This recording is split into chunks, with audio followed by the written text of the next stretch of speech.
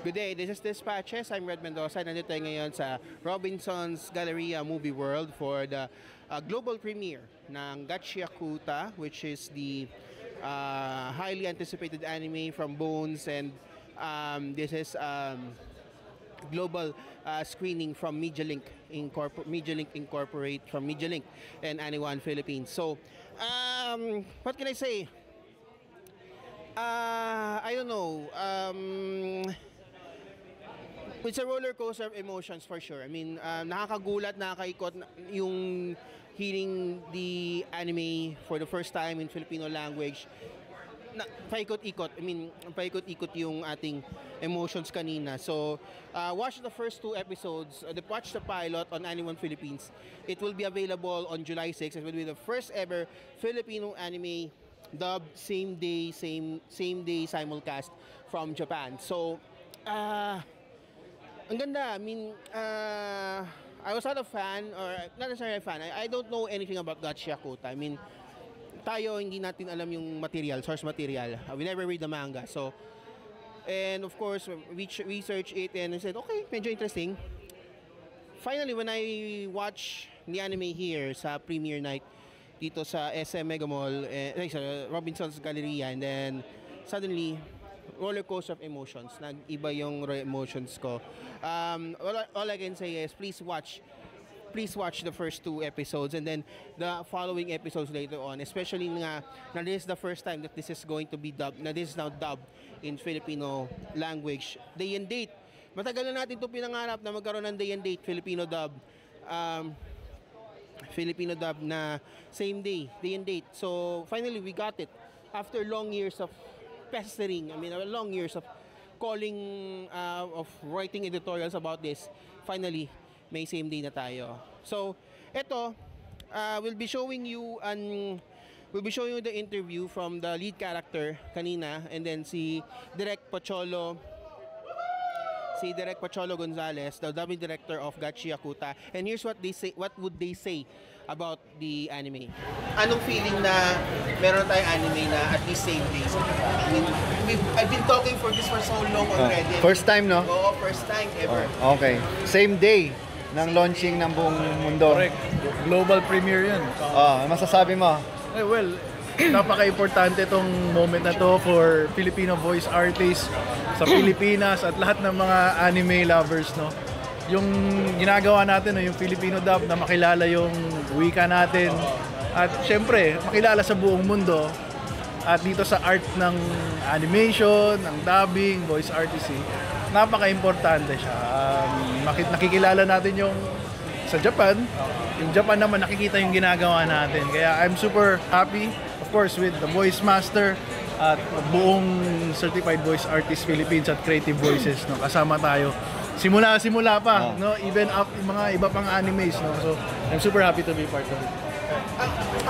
As the lead character, how hard it is, or paano kasi napapanood ko yung yung character it's so emotional, it's so raw. I mean, tinatablan ka rin. I mean, pinanonood ko tinatablan ka Paano mo siya nasa puso? I mean, paano mo siya nagiging siya? Well, sa pagkakaalam ko sa Creative Voices, yung voice acting kasi, it's the art of becoming, or yung dubbing, it's the art of becoming. Pinapanood ko kanina yung character ko, napasabi nga ako, parang hindi ko to ginawa. Parang in-enjoy ko na lang siya. Yun talaga yung character na yun. So, ganun lang talaga siya. Sir Choi, siguro, just a last word siguro. What would we expect? I know you did the Kaiju number 8, and then ito ngayon Gachiakuta. So, are you hopeful ba na mas marami pang mga titles na madadub ang Creative Voices? And I hope sana marami. Actually, kung hindi dahil sa Creative Voices, walang dubbing industry. Yun yung masasabi ko. Dahil halos lahat ng mga dubber sa Pilipinas sa akin ang galing, sa Creative Voices. Tayo nag-train dyan at nagagamit ngayon ng industriya ng dubbing. At kung sa future naman, ang sitwasyon ngayon, ang artificial intelligence ay pinatay niya na ang voiceover, pero ang dubbing hindi. At hindi kailanman tatalunin ng artificial intelligence ang dubbing. Kasi emosyon hindi kayang i-AI yan. No, yun yung maganda. At sa future, dahil sa partnership ng Creative Voices at Anyone Philippines, marami pa tayong i-expect. At marami ring baguhan na magkakaroon ng chance, katulad ng ginawa ko noon sa Hero TV, katulad ng yung Konosuba. 99% ng dubber yan, bago. At kung panonoorin mo, sobrang ganda at perfect din ng anime na yan. Kasi, kung papansin mo, paulit-ulit na lang yung boses na napapakinggan natin eh. Dapat baguhin na yung mga dubber at voice talent at bigyan ng chance yung mga baguhang dubber at voice talent para magkaroon ng opportunity naman sila makapag-dub. Okay, so that's the interview kay Direk Choi and then the lead character. And then later, and then of course, hopefully this is the start for anyone na magkaroon tayo ng same-day telecast, same-day anime titles. And ito, nagsusuma muna ako. I'm calling the attention of the streamers. The streamers. I want TFC, Signal Play. Kasi Blast meron na eh. I want TFC, Signal Play. Listen to the fans, listen to anime fans. Kayo lahat, I mean, please put anime on your services. Yun lang because anime is such a big anime is big, especially pag may Filipino dub anime, subscribers will follow. Yun lang. So please follow, please listen to the fans, listen to anyone, and listen to anime fans na nagsusumamo na magkaroon ng anime titles sa mga OTTs, local OTT service natin. Huwag tayo masyado mag-Netflix, masyado tayo mag-Prime Video. Let's support I Want TFC, let's support Signal Play. So yeah, hopefully, calling the attention of Jamie Lopez, JD Menes Basas, please listen to the fans. Listen to the fans.